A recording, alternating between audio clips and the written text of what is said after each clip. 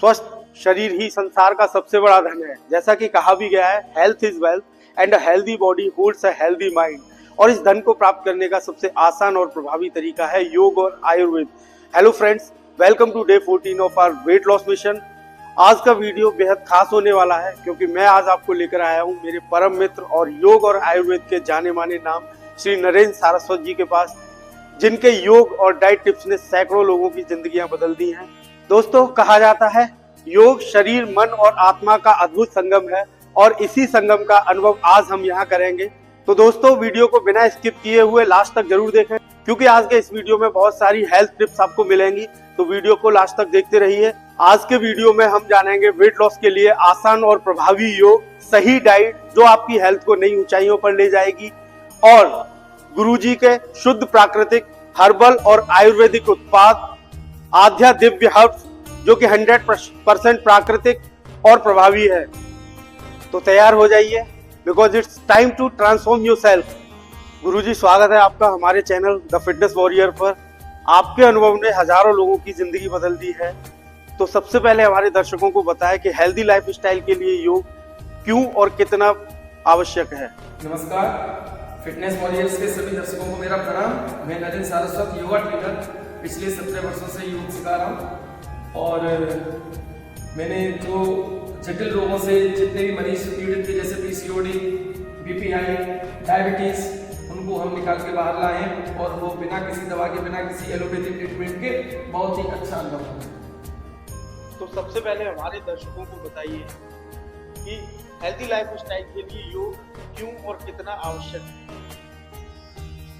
कितना क्यों आवश्यक है, ये बड़ा व्यापक प्रश्न है। सबसे पहले ये जानना बहुत जरूरी है कि योग है क्या।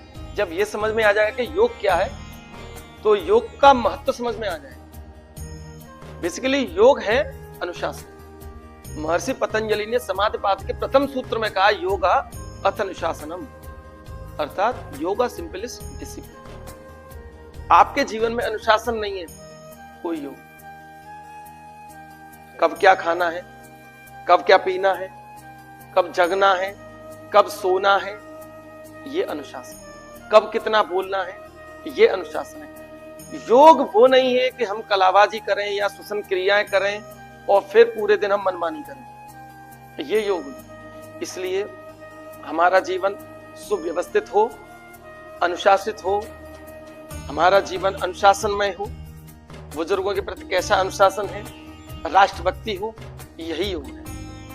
आज की शिक्षा व्यवस्था हमें ये चीजें नहीं सिखाती। जो मूल ज्ञान है, बेसिक ज्ञान है, हमें क्या खाना चाहिए, सभी की वात पित्त कफ इस त्रिदोष पर निर्भर करता है। किसी का पित्त बढ़ा हुआ होता है, किसी का कफ बढ़ा हुआ होता है, किसी की वायु बढ़ी हुई होती है। इसके अनुसार भोजन करना चाहिए। कब करना चाहिए, कितना करना चाहिए, ये हमें योग सिखाता है। ये अपने पाठ्यक्रम में शामिल होना चाहिए, जिससे कि हम कहते हैं ना कि हमारे बच्चे आगे का भविष्य है।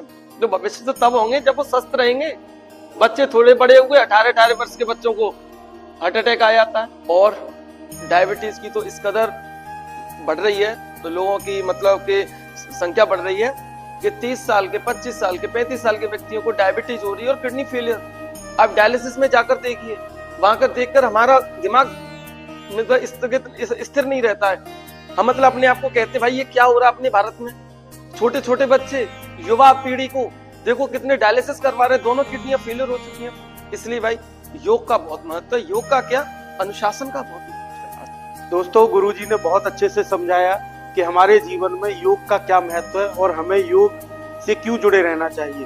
तो गुरुजी, अब मैं आपसे जानना चाहूंगा, क्योंकि मेरे जैसे व्यक्ति जिन्होंने कि अपने जीवन में कभी भी नियम संयम को अभी तक नहीं अपनाया है और इसका परिणाम आप देख सकते हैं कि हम ये इतना मोटा पेट लेकर घूम रहे हैं। तो मैं आपसे जानना चाहूंगा कि वेट लॉस के लिए योग या जिम में बेहतर क्या है, ज्यादा प्रभावकारी क्या है, हमें दोनों करना चाहिए या योग हमारे लिए पर्याप्त है या जिम करके ही काम चला सकते हैं। हमारे वेट लॉस के लिए हमें सबसे ज्यादा बेहतर क्या है।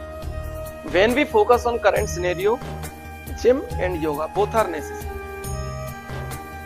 जिम करते हैं तो इससे हमारा हार्डवेयर स्ट्रॉन्ग रहता है और योग करते हैं तो इससे हमारा internal organs like lungs, kidney, liver, छोटी आंत, बड़ी आंत और इसके अलावा हमारी आध्यात्मिक चेतना सक्रिय होती है। तो बोथ आर नेसेसरी। इससे यदि हमारे हाथ मजबूत होते हैं तो उससे हमारे लंग्स मजबूत, हमारी पाचन शक्ति स्ट्रांग होगी।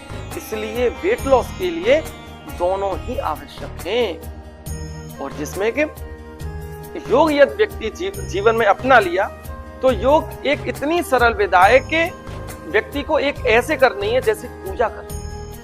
डेली खाना पीना जरूरी है, इस तरह से पागलपन जरूरी है नहीं। हमें योग प्रतिदिन करना है, आसन करने हैं, प्राणायाम करने हैं। महर्षि पतंजलि ने योग को 8 भागों में विभाजित किया है। यम, नियम, आसन, प्राणायाम, प्रत्याहार, धारणा, ध्यान और समाधि। जिसमें कि यम के 5 भाग होते हैं: सत्य, अहिंसा, अस्तेय, अपरिग्रह, ब्रह्मचर्य। नियम के शौच, संतोष, तप, स्वाध्याय, ईश्वरी प्राणायाम। इसके बाद आता है आसन। आसन जो चक्रासन, भुजंगासन, पवन मुक्तासन, मरकटासन, मत्स्येंद्रासन, पूर्ण मत्स्येंद्रासन, सलवासन इत्यादि इत्यादि। उसके बाद हम प्राणायाम के लिए आते हैं। प्राणायाम में हमारी श्वसन क्रिया चलती है, ऐसे गहरा भरना, गहरा छोड़ना।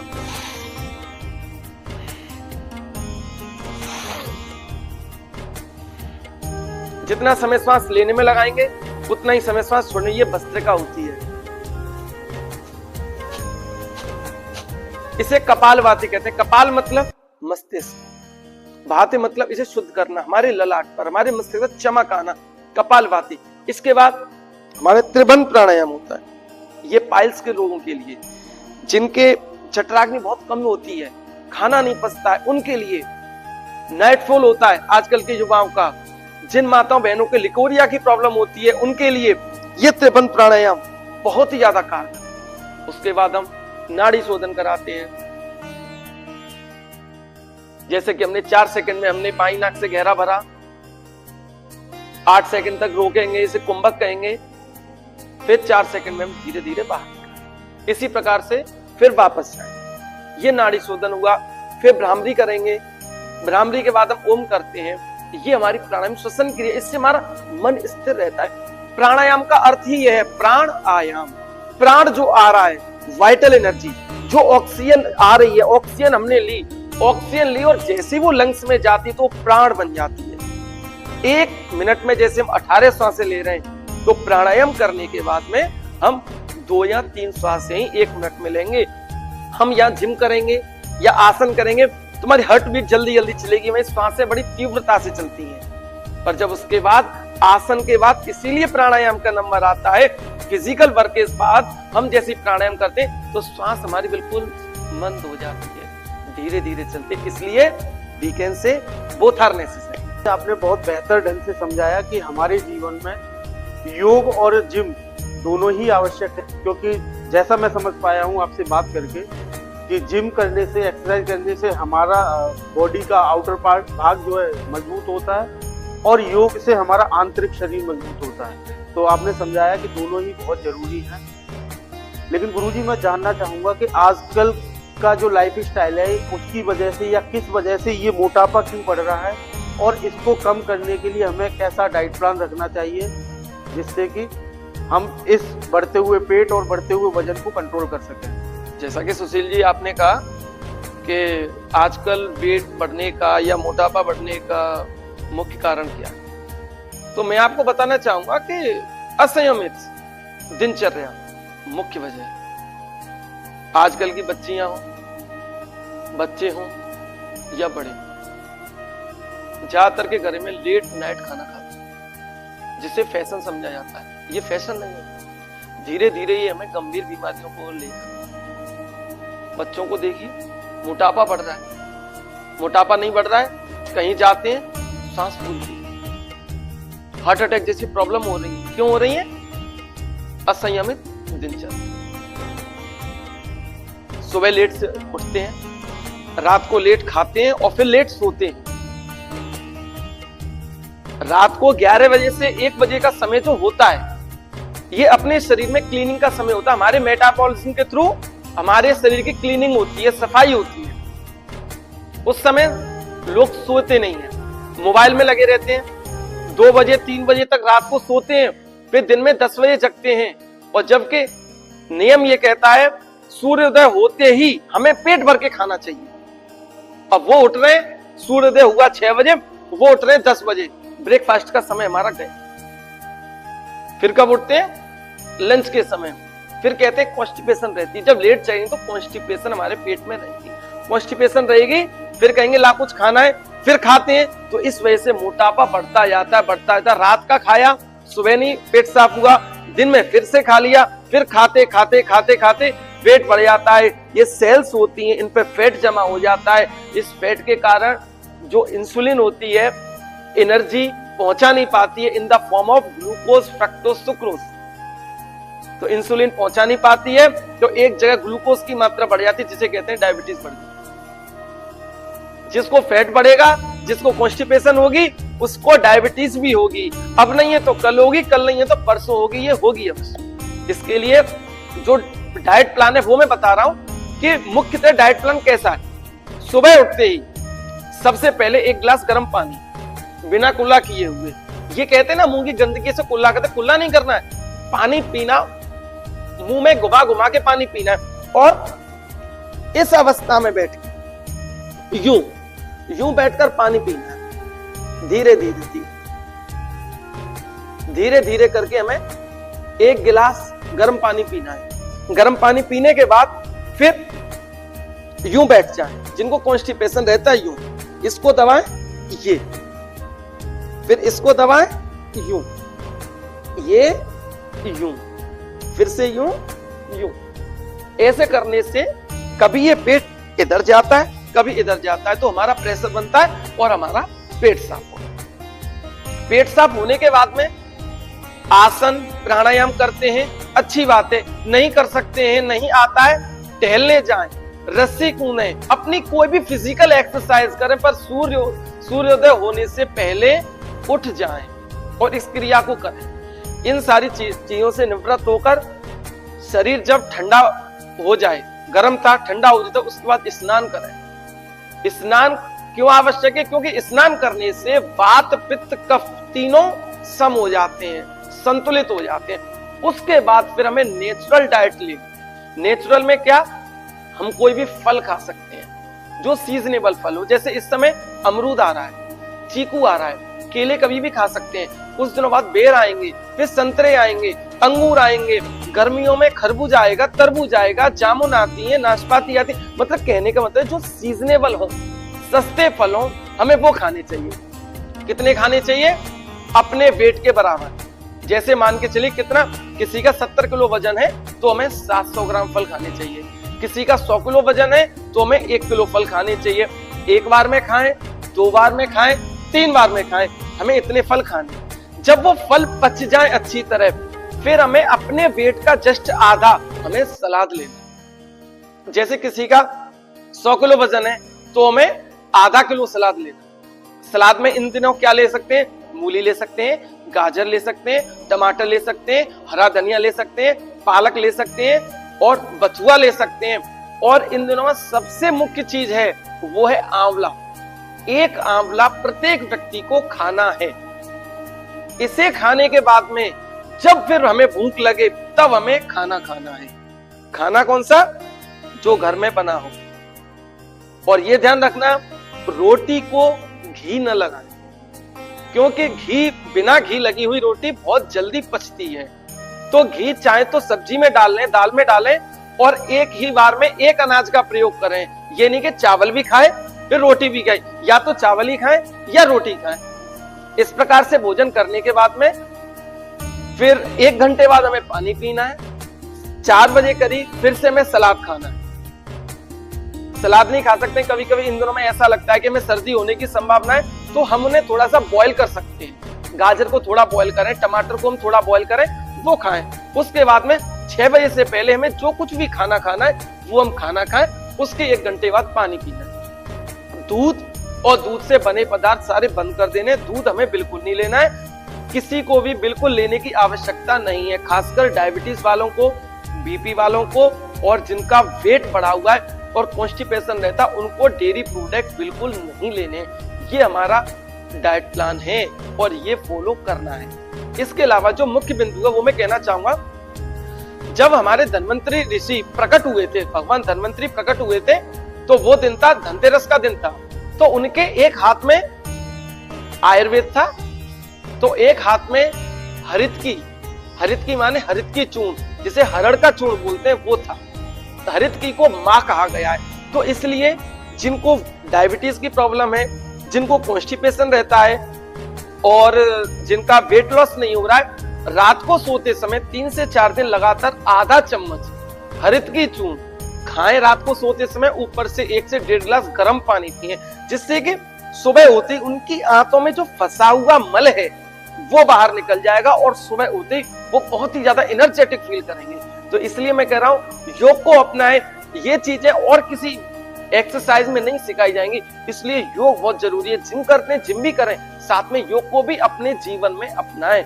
योग को अपने जीवन का एक अभिन्न अंग बनाएं। गुरुजी, आपने आसन बदल लिया, मैं भी उसी आसन में बैठना चाह रहा हूँ, तो मैं आपकी तरह से नहीं बैठ पा रहा हूँ। ये कौन सा आसन है और इसको करने का क्या लाभ है जो आप इस तरीके से बैठे हैं? सुशील जी, ये जो है पद्मासन है। पद्मासन का सीधा सीधा संबंध हमारे पेट से होता है। कोई व्यक्ति कुछ ना करे, इस पद्मासन में बैठा रहे तो उसका पेट अंदर जाता जाएगा, अंदर चलता जाएगा। मैं बताना चाहूँ, ये आसन होता है, इसे कहते हैं हम सुखासन। बड़े आराम से कोई भी बैठ सकता है। दायां पैर बाईं ओर करके बैठेंगे तो ये हमारा सिद्धासन, इसका भी अपना लाभ है। दायां पैर बाईं ओर करके बैठेंगे तो इससे हमें जीवन में कभी भी अपेंडिक्स की प्रॉब्लम नहीं आएगी। ज्यादा आप सुनते होंगे अपेंडिक्स का दर्द होगा, फिर ऑपरेशन होगा, तो इस आसन का निरंतर अभ्यास करने अपेंडिक्स की प्रॉब्लम नहीं आती है। इसी प्रकार बायां पैर दाईं ओर करके बैठेंगे तो इससे कभी हर्निया की प्रॉब्लम नहीं आएगी। हर्निया का भी ऑपरेशन होता है, हमारी आंतें जो नीचे खिसक जाती हैं, फिर काट के और डॉक्टर सिलाई करते हैं, अंदर की ओर कर देते हैं, ये हर्निया की प्रॉब्लम हो जाती है। तो इस आसन का निरंतर अभ्यास करने से हमें हर्निया की प्रॉब्लम नहीं आती है। और ये पद्मासन, ये इस आसन का निरंतर अभ्यास करने से आपका पेट एकदम चुस्त दुरुस्त रहेगा, पाचन शक्ति एकदम स्ट्रॉन्ग रहेगी, बढ़िया। हाँ, थोड़ा टिपिकल है क्योंकि आपका थोड़ा ये फैट जमा है, फैट कम हो जाएगा। और खाना खाने के बाद में जो आसन है वो है हमारा ये वज्रासन। यही एक ऐसा आसन है जिससे हम खाना खाने के बाद कर सकते हैं। हमें जैसे खाना खाने के बाद टहलने का समय नहीं है, हमें टीवी देखनी है, बच्चों के साथ बात करनी है, मोबाइल चलाना है, पढ़ाई करनी है, कुछ भी करना है, तो हम खाना खाने के बाद इस आसन में बैठिए, अपने पढ़िए, टीवी देख सकते हैं, बात कर सकते हैं, अपने जमीन पर कोई मैट वगैरह डाले और बैठे 10 मिनट, 15 मिनट, आधा घंटा, जहां से कम से कम आधा घंटा तो बैठे, तो आप देखेंगे कि आपकी पाचन शक्ति बहुत मजबूत हो जाएगी और खाना बहुत जल्दी पचेगा। मैंने सुना है, काफी चर्चा भी है कि आपके यहाँ से कई डायबिटीज, ब्लड प्रेशर और थायराइड के गंभीर रोगी भी आपके यहाँ से योग के माध्यम से और सही डाइट प्लान से ठीक होकर के गए हैं। तो ये कैसे संभव है? और साथ में मैं जानना चाहूँगा, क्या योग से मेंटल हेल्थ और स्ट्रेस लेवल को सुधारा जा सकता है, कम किया जा सकता है? जी सुशील जी, आपने बिल्कुल ठीक सुना है। हम पिछले 17 वर्षों से योग करा रहे हैं, 17 वर्षों का अनुभव है। और हमारे पास कई पेशेंट ऐसे आए हैं जिनकी डायबिटीज 500, 550 तक थी, खाना खाने के बाद में खाली पेट करीब 300 तक रहती थी। हमने उन पेशेंट को 4 से 5 दिन के अंदर नॉर्मल में ला दिया, बिना किसी दवा के। सबसे बड़ी बात क्या, हमारा कराने का तरीका यही है कि हम सबसे पहले उनकी डाइट ठीक करते हैं। उनके खाने में 60 to 70% हम नेचुरल डाइट बढ़ा देते हैं। और सबसे पहले दिन हम उनकी पेट की सफाई करते हैं। जो पेट की सफाई करते हैं तो इसमें हम कोई दवा नहीं देते, कोई चूर्ण नहीं देते। जो हम सफाई करते हैं उस क्रिया का नाम है शंख प्रक्षालन, जिसमें हम पानी पिलाते हैं। और हमारे पास कुछ आसन है, उन आसनों को हम करते हैं। ताड़ासन, ये आसन, ये, फिर इसके बाद में यूं बैठते हैं, ये,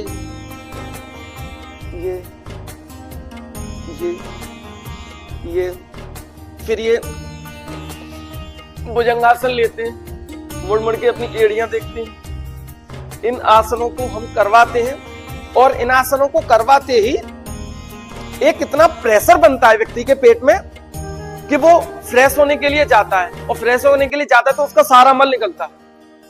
फिर हम ये आसन कराते हैं, फिर से उसके प्रेशर बनता है तो पीला पीला पानी निकलता है, फिर से प्रेशर बनता है, पानी पिलाते हैं हम तो बिल्कुल साफ पानी निकलता है। जैसा पानी हमने पिलाया वैसा ही लेट्रिन के रास्ते पानी निकलता है। इसका अर्थ क्या है? गर्दन से लेके मल द्वार तक पूरी सफाई हो जाती है, आंतें मंज जाती हैं। फिर हम उन्हें विशेष प्रकार की चीजें खाने के लिए बताते हैं जो आसानी से हमारे यहाँ रसोई में उपलब्ध हैं। तो जब आंतों की सफाई हो जाती है, इससे गैस, एसिड, ये सारी समस्या खत्म हो जाती है। फिर हम उन्हें अगले दिन से योग पर लाते हैं, धीरे धीरे उन्हें प्राणायाम कराते हैं, आसन कराते हैं उनकी कैपेबिलिटी के अकॉर्डिंग, और फिर उनके डाइट बताते हैं किस तरीके से आपको पालक के पत्ते खाने हैं, कब नीम के पत्ते खाने हैं, कौन सा किस प्रकार का काढ़ा लेना है, कौन सा जूस लेना है, इन सारी चीजों को हम बताते हैं। इसी से डायबिटीज ठीक होती है, इसी से बीपी ठीक होता है, और इसी से हमारा थायराइड ठीक होता है। थायराइड में साथ में हम जिन माताओं को, बहनों को थायराइड होती है, दो प्रकार की थायराइड होती है, हाइपोथायराइड, हाइपरथायराइड। हाइपरथायराइड में पेशेंट मोटा होता जाता है, हाइपो में पतला होता जाता है, परंतु ट्रीटमेंट दोनों का एक सा है। और इसमें बस एक विशेष प्रकार का आसन है, प्राणायाम है, जिसे हम उज्जयी प्राणायाम बोलते हैं। गले को टाइट करते हैं, आंखें बंद करते हैं और ऊपर खींचते हैं।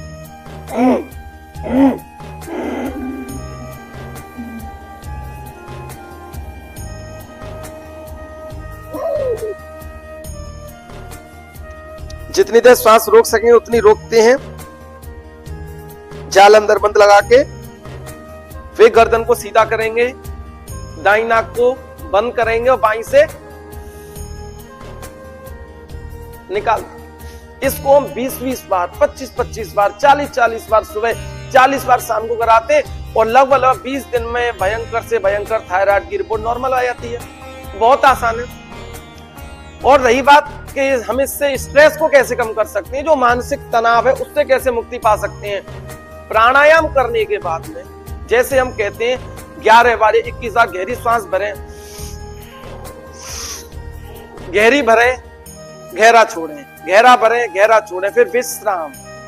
अपनी सांसों की ओर ध्यान दें। जब सांसों की ओर ध्यान देते हैं तो सांस हमारी धीरे धीरे चलती है। हमारे जो चक्र हैं, मूलाधार, स्वादिष्टान, मणिपूरक, हृदय चक्र, अनहद चक्र, विशुद्धि चक्र, आज्ञा चक्र और सहस्त्रार, हम इनमें से किसी भी चक्र पर अपना ध्यान केंद्रित करते हैं। जैसे हम अपना सहस्त्रार पर अपना ध्यान केंद्रित करेंगे, सहस्त्रार का अर्थ यह है कि अंतरिक्ष, अपना ध्यान केंद्रित करेंगे, तो ध्यान केंद्रित करते ही हम देखेंगे कि हम शून्य की अवस्था में पहुंच चुके हैं। जब हम इधर उधर का कुछ सोचेंगे नहीं, कोई विचार आएगा नहीं, शून्य की अवस्था में पहुंचेंगे। बस श्वासों की वैज्ञानिकता को जानने की कोशिश करेंगे, श्वास कैसे आ रही है, जा रही है, और इसका निरंतर अभ्यास करने से हमारा मानसिक तनाव दूर होता है। किसी से लड़ना बहुत सरल है, तलवार निकाल के मारना बहुत सरल है, परंतु 10 मिनट, आधा घंटे, 15 मिनट आंख बंद करके बैठना बहुत कठिन होता है। क्योंकि जब हम बात करते हैं किसी से तो हमारा ध्यान उस व्यक्ति की ओर रहता है, उस व्यक्ति का ध्यान हमारी ओर रहता है, परंतु जब हम ध्यान करने बैठते हैं तो इधर उधर के जाने कहां से विचार आते हैं, हमारा मन भटकता है। तो इस मन को विदा करने के लिए कम से कम 40 मिनट हमें शांत और आंख बंद करके बैठना पड़ता है। कम से कम 40 मिनट। 40 मिनट 1 घंटे से पहले कुछ भी होने वाला नहीं है। ध्यान करना सीखिए। ध्यान करने की सीधी सीधी विधा है शांत, सुबह ब्रह्म मुहूर्त में शांत होकर सर, कंधा, कमर एक सीध में रखें और अपने दोनों भ्रुकुटियों के मध्य में ध्यान लगाएं और सांसों की ओर देखें। श्वास कैसे आ रही है, जा रही है, इधर उधर का कुछ नहीं सोचें। तो इससे आप देखेंगे आपके अंदर चमत्कारिक परिणाम आ रहे हैं और मानसिक तनाव धीरे धीरे दूर। यही बस योग की उपयोगिता है। बस अपने जीवन में अपनाइए और धारण करिए। इसको हम कितना भी डिस्क्राइब करें, परंतु कोई समझने वाली बात नहीं है, सिर्फ महसूस करने वाली बात है। जब तक हम महसूस नहीं करेंगे तब तक हम योग की उपयोगिता को नहीं पहचान सकते। आजकल आपके नेचुरल, हर्बल और आयुर्वेदिक प्रोडक्ट्स की बहुत चर्चा हो रही है, तो कृपया हमारे दर्शकों को बताएं कि आपका ब्रांड क्या है और क्या बनाते हैं और कैसे वो हमारे दर्शकों की हेल्थ और ब्यूटी को बढ़ा सकते हैं। तो थोड़ा सा अपने प्रोडक्ट्स के बारे में भी विस्तार से बताएं। देखिए, मैं योग सिखाने वाला व्यक्ति हूँ, तो फिर मुझे ये ऐसा लगता है कि सभी लोग योग में हों। योग में होने का अर्थ ये है कि नेचुरलिटी से जोड़ना, उस चीज से जोड़ना जो सीधे सीधे भगवान ने बनाई। मेरा उद्देश्य है कि लोग जो केमिकल की चीजें उनसे दूर रहें। जैसे कि सुबह उठते ही ब्रश करते हैं, ब्रश में भयानक केमिकल होता है, तो मैं तो कहता हूँ लोगों से नीम की दातुन करें। नीम की दातुन करते जैसे कड़वापन, नीम इतना ठंडा होता है, बहुत हमारे पेट में जाता है, हमारे पित्त को शांत करता है, हमें भोजन बहुत अच्छी तरह लगता है, मतलब खाना अच्छी तरह पचता है हमारा। इसके अलावा हम नहाते हैं, उसमें भयंकर केमिकल होते हैं, इसलिए हमने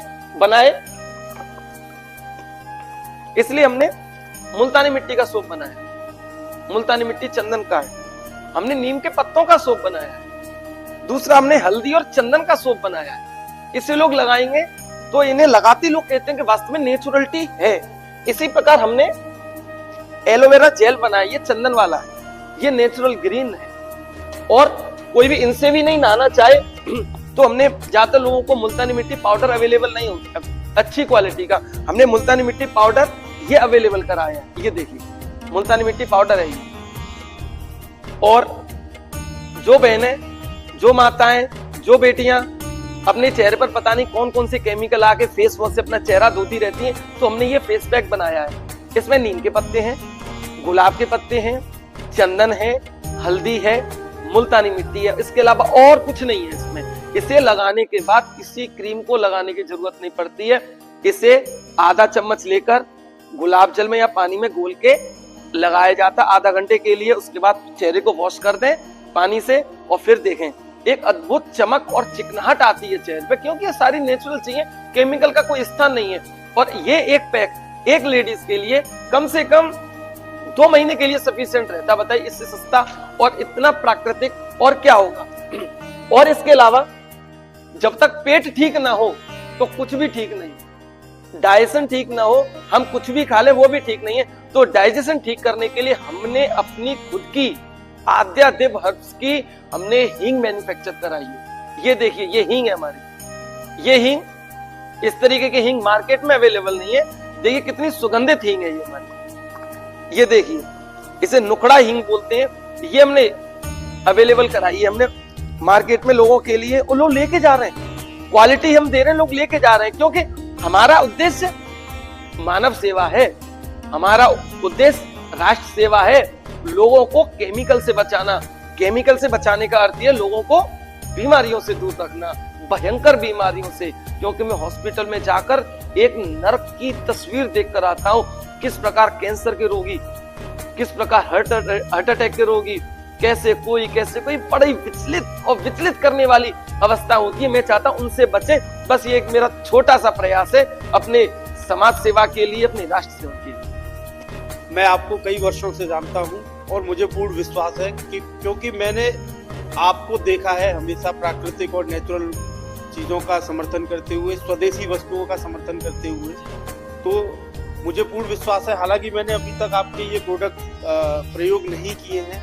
वैसे बेसिकली मैं आज इनकी चर्चा सुनकर के लेने ही आया था, और आज आप मेरे को फ्री मिल गए तो मैंने आपसे ज्ञान प्राप्त करके अपने दर्शकों तक साझा भी किया। लेकिन मुझे पूर्ण विश्वास है कि आपने अगर बनाए हैं तो ये नेचुरल होंगे, प्राकृतिक होंगे और हमारे शरीर के लिए, हमारे मन के लिए जरूरी होंगे। और मैंने इसकी एक झलक आपकी इस हींग से देख ली है। अभी ये हींग की डिब्बी बंद है, लेकिन ये पूरा हॉल जो है महक रहा है थोड़ी देर खोलने से ही, तो मैं इसका अंदाजा तो लगा सकता हूँ बहुत अच्छे से। तो दर्शकों, अगर आप लोग भी इनमें से कोई भी प्रोडक्ट, जैसे कि ये मुल्तानी मिट्टी पाउडर है, ये मुल्तानी मिट्टी फेस पैक है, एलोवेरा जेल है, हल्दी चंदन सोप है, और ये जो हींग मुझे बहुत ही अच्छी लगी है। मुझे लगता है कि ये एक डिब्बी शायद सालों साल चलेगी मेरे हिसाब से। कम से कम इसे चलाएंगे तो कम 1 साल तो चलेगी, क्योंकि और जो हींग है वो इतनी यूज होती है, तो ये हमारी सरसों के दाने से भी कम डालती है। दोस्तों, अगर आप इनमें से कोई भी प्रोडक्ट, क्योंकि मैं बड़े विश्वास के साथ कह सकता हूँ कि अगर ये इन्होंने बनाया तो ये पूर्णतः स्वदेशी और नेचुरल प्राकृतिक होगा, आयुर्वेदिक होगा, आपके शरीर और मन दोनों के लिए हितकर रहेगा। तो स्क्रीन पर नंबर दिए गए जा रहे हैं, उन पर कांटेक्ट करके आप इन्हें मंगा सकते हैं। इसके अलावा आप इनका कोई ऑनलाइन प्लेटफॉर्म है जहां प्राप्त कर सकते हैं, अमेजन, फ्लिपकार्ट? जी, अमेजन और मीशो पे हमारे अवेलेबल हैं। और इसके अलावा हमारे जो स्क्रीन पे जो नंबर चल रहे हैं मुझसे डायरेक्ट कांटेक्ट करके मंगा सकते हैं। जो लोग यहाँ शहर से बाहर रहते हैं, दूर रहते हैं, नोएडा, गाजियाबाद या कहीं अन्य किसी राज्य में रहते हैं, तो मुझसे इस दिए हुए नंबर पर कांटेक्ट करें और हम इन्हें कोरियर कर देंगे, पार्सल करेंगे। डिस्क्रिप्शन में भी हम इनकी डिटेल्स डालेंगे, तो आप डिस्क्रिप्शन जरूर चेक कर लें। तो गुरुजी, आज आपने हमारे साथ जो ज्ञान साझा किया उसके लिए बहुत बहुत धन्यवाद। दोस्तों, फिटनेस और वेलनेस के इस सफर में योग अपनाएं, सही डाइट लें और खुद को मानसिक और शारीरिक रूप से मजबूत बनाएं। And remember one more thing, good health is not something we can buy, however it is the most valuable investment we can make.